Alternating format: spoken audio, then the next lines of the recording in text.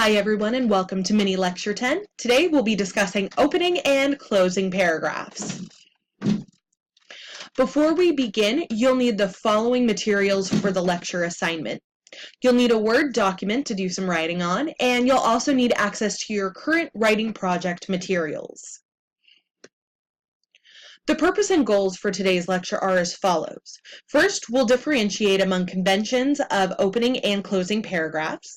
Next, we'll examine key components of both opening and closing paragraphs.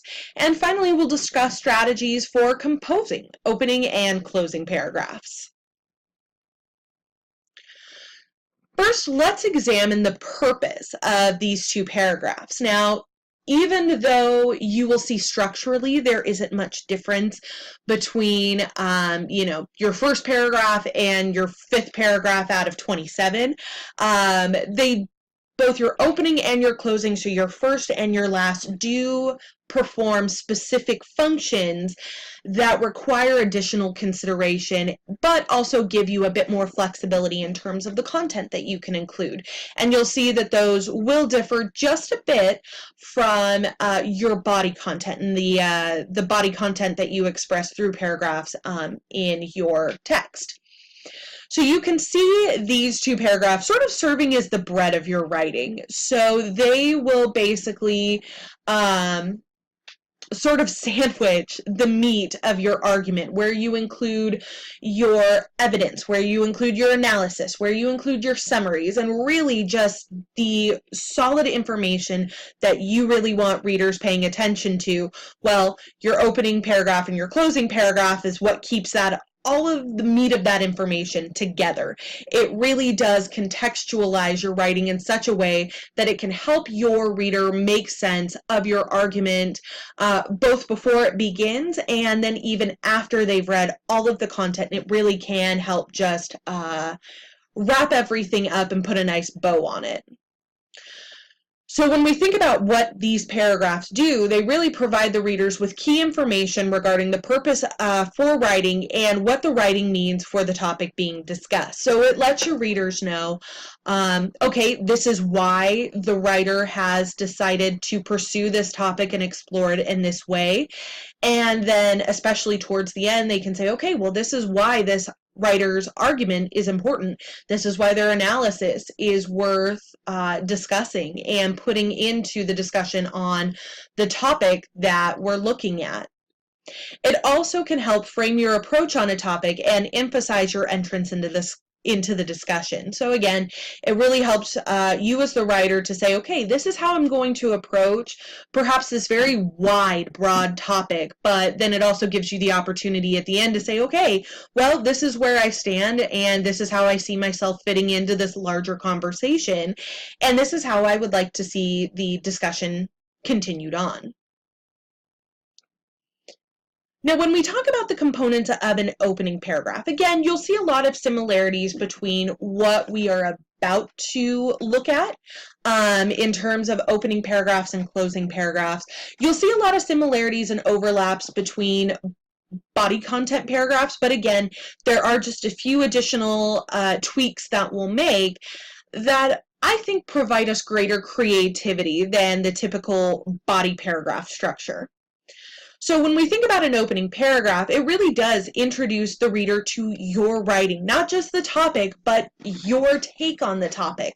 So that's key to remember. You're not just providing a generalized summary of the topic that you're going to be exploring, but this is your opportunity to say, yeah, this is going to be my entrance into the discussion. Buckle up. We're about to explore it in greater detail. But in your opening paragraph, there are a few key things that you do want to discuss.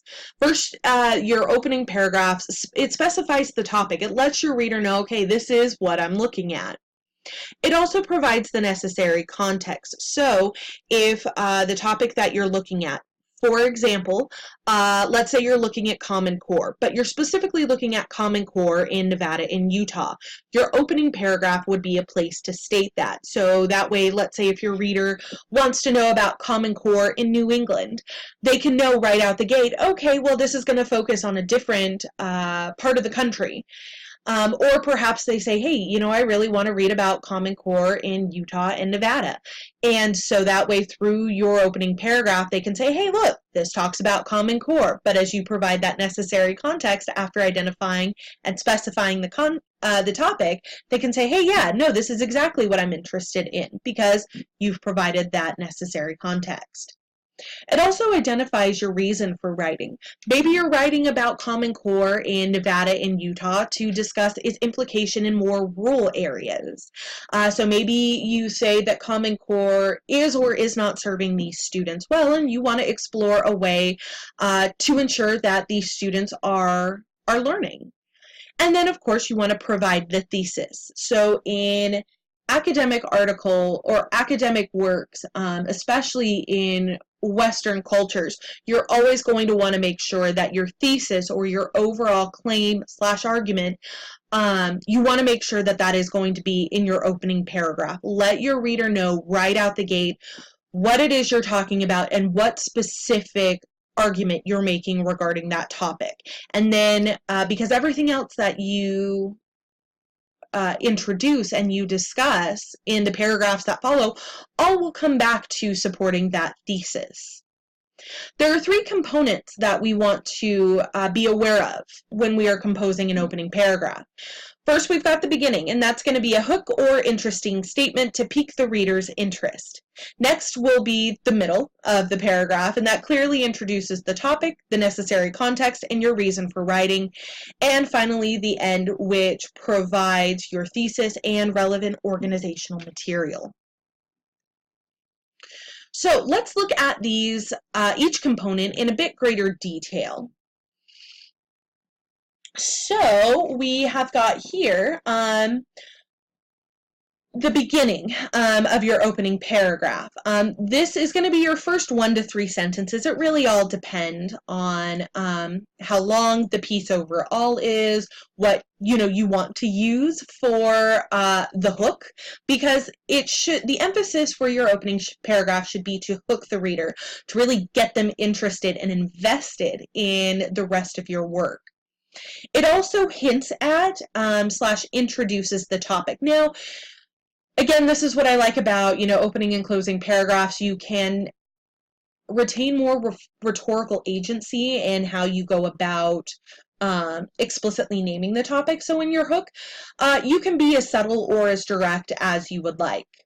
Now, we can see the beginning of an opening paragraph really manifesting in several ways. And again, there is no right or wrong answer. It just comes down to who's my audience and what will get them interested in my work the best.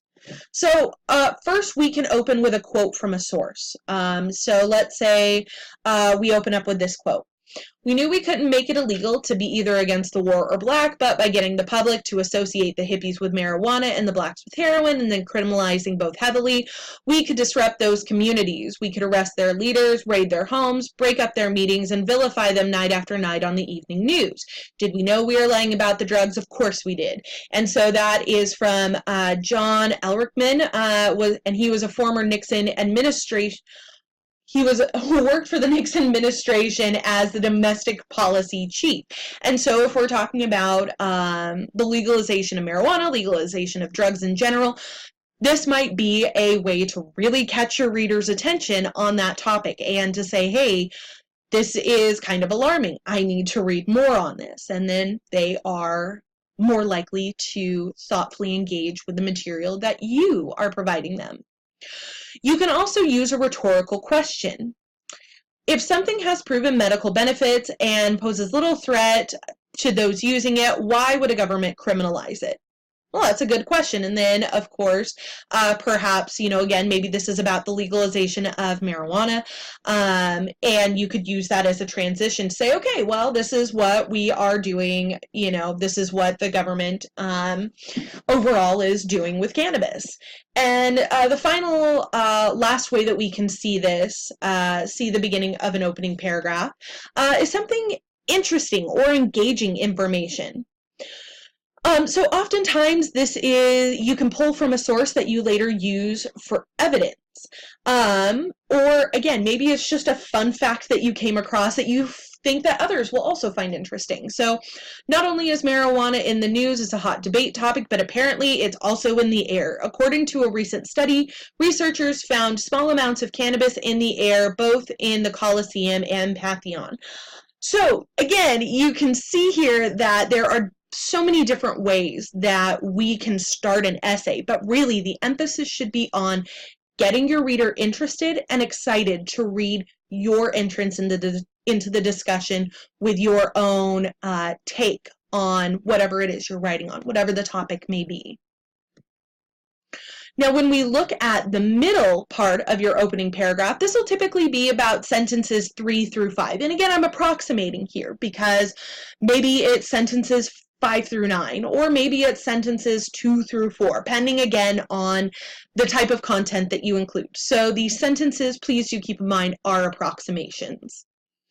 Now, this part of your opening paragraph clearly identifies your topic, your reason for researching, and other necessary information. So an example might read, the history of cannabis in the United States is complex, though not that long. In fact, the plant enjoyed legal status throughout the entire country well up until the 1930s. In a radical shift from tradition, the federal government sought to criminalize the substance. Because of this, it's important to carefully consider the reasons for criminalization and the implication it has on today's discussion regarding the decriminalization of cannabis. So you can see here we have clearly identified to our reader why we're writing on this, and also providing just a brief history to justify this reason for writing. And then we have the ending of the opening paragraph. And this is typically sentences 5 through 7. This is where you're going to introduce your thesis and relevant organizational content. So an example will read, while cannabis has a brief yet complex history in the United States, this history cannot support the continued criminalization of the substance. Cannabis should be descheduled as a Schedule I narcotic, and its legal status should be left to each individual state. So we have our thesis, so the argument that we are going to make, or the way that we are going to specifically approach this topic. But we also are hinting at how the paper is going to be organized. So from this, I can gather that we are going to first talk about the history of cannabis, and talking about how that history perhaps doesn't support current actions and current legislation. Then as the reader, I can anticipate that the writer will make the argument and support the argument that cannabis should be descheduled as a Scheduled I narcotic. And then finally, they're going to discuss how each state should retain the ability to say what its legal status looks like. So not only am I understanding what the argument is or how the writer is going to approach this topic, but I also, again, have an idea of how this paper is going to unfold. So if we look at it, all put together, now it's important to keep in mind that if you do use a quote like we did here in this example, that you visually separate. So we can see here that, especially since this is a longer quote, which is more common than not if using a quote to introduce your essay or your paper, that you separate it. So you can see that this kind of hangs out on its own. But if we used a rhetorical question or an interesting fact, it would be indented and just included with the entirety of the opening paragraph, rather than visually separated as we see here. So we've got our opening, we've got our hook. In this case, we've got the quote, and then we have got the contextualizing information, the reason for writing, and then we've got our thesis. So when we start to compose our closing paragraph, the first thing that we want to do is refer back to the introduction. We want to go all the way back to the beginning. Now, in a conclusion paragraph, when we refer back to the intro, that's typically going to be sentences 1 through 3. Now, remember that these sentence lengths are approximations. So this is going to vary from one writing situation to the next, and really from one writer to the next. By referring back to the introduction, though, what this helps us do as writers is it helps us realize how our writing comes full circle. So this is your opportunity to tell the reader, hey, this is how all of the content from the opening paragraph up until this point, this is how that information speaks to that quote that I initially included, or answers the rhetorical question that I initially posed, or this is how it confirms or challenges that fun fact that I opened this essay with. So let's take a look at an example and using the same, referring to the same opening paragraph that we just composed. So recalling Ehrlichman's revelation, the criminalization of cannabis seemingly has greater connections to social-related political concerns rather than that of the health of citizens.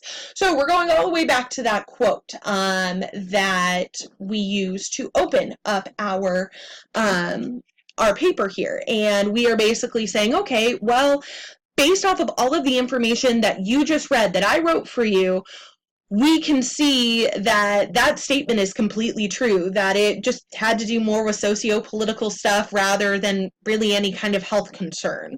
And so we're sort of answering that question or addressing the concern that readers might have as a response to that quote. So now that we have opened the closing paragraph, the next thing that we'll want to do is we want to summarize the main points. Now, this is typically sentences 4 through 7 in your conclusion paragraph. When we summarize the main points, we're basically reminding the readers exactly what we discussed. In larger works, so works that exceed 10 pages, you're throwing a lot of information at your readers, which is totally fine. And what you want to do, you want to make sure that you're providing sufficient evidence and discussion to support, your analysis, your argument, your synthesis, whatever it is that you're doing. But it's always helpful to, at the end, say, okay, just quick sound bites of the important stuff. So that way your reader can better say, okay, yeah, that is what we discussed. And they did bring up these points to, again, support their synthesis, support their analysis, support their argument. Now, it's important, though, that you emphasize the main points. So if you say, for example, in your opening paragraph, all right, I'm going to support this analysis by looking at logos, pathos, and ethos, or if in your synthesis by saying I'm looking at perspectives A, B, and C, or in terms of your civic engagement argument, I'm going to support my argument with reasons 1, 2, and 3. That's really what you want to focus on, are the big key ideas that you discussed.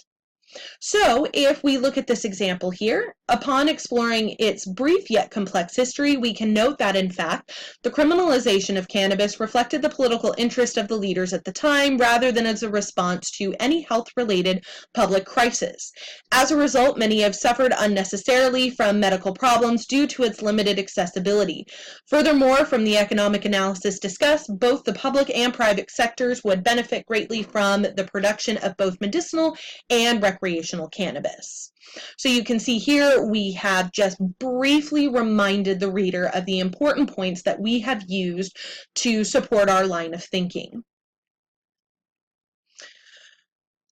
Now, the next thing that we'll want to look at will be the importance and future direction. So this is going to be your so what, if you will. This is typically sentences 8 through 10, and it stresses the importance of your thesis and research. And it also validates your entrance into the discussion. So, for example, your readers might at the end say, okay, well, that's a cool argument, but what do we do with it now? How can we use it to inform additional discussions? How can we use it to see change in, in everyday life? So this last bit of your conclusion paragraph really does answer those questions, and it really does say to your reader, this is how we can practically use this, either in regards to just continuing the discussion or by actually carrying out action in the physical world. So let's look at this example here. Its polemical narrative in American history has framed cannabis as a hot-button issue. However, by decriminalizing the substance at the federal level and allowing each state to set its own cannabis laws, we can avoid issues of localized concern while still providing cannabis to those who seek in a regulated legal manner. So it's saying, okay, based off of this discussion, the importance of my research is that not only am I, through my argument, allowing people to access it, but I'm also not stepping on the toes of states, so if California wants to approach it in one way, that doesn't have to affect how Colorado does it, or Wyoming, or Utah, or, someone else. And so really, this is your opportunity to say, hey, this is why my thoughts are important. This is really what we can do with this line of thinking that I have proposed in my opening paragraph and supported throughout my body paragraphs. So again, we can see what this closing paragraph looks like when all of the components are put together. So for the lecture assignment, here's what I want you to do. I'd like you to review your materials for the current writing project and select one of the following options. You can either first revise the opening and closing paragraphs of your rough draft to incorporate all components discussed in today's lecture. You'd also then need to include a brief write-up, so about 50 words, as to how your revised draft will improve the quality of your work and your reader's experience. In your submission, include both the original and revised paragraphs as well as your write-up. Or you can go with the second option, which will be compose an opening and closing paragraph that includes all components discussed during today's lecture. Include both paragraphs in your submission. So depending on where you are, if you already have a rough draft complete and that you want to revise and reflect upon, you can go with option 1. Or if you are looking to start drafting materials and are still wanting to compose an opening and a closing paragraph, you can go with option 2. All right, everyone, so that does it for this lecture. If you have any questions or if there is anything I can speak to further, please don't hesitate to contact me. All right, everyone, until next time.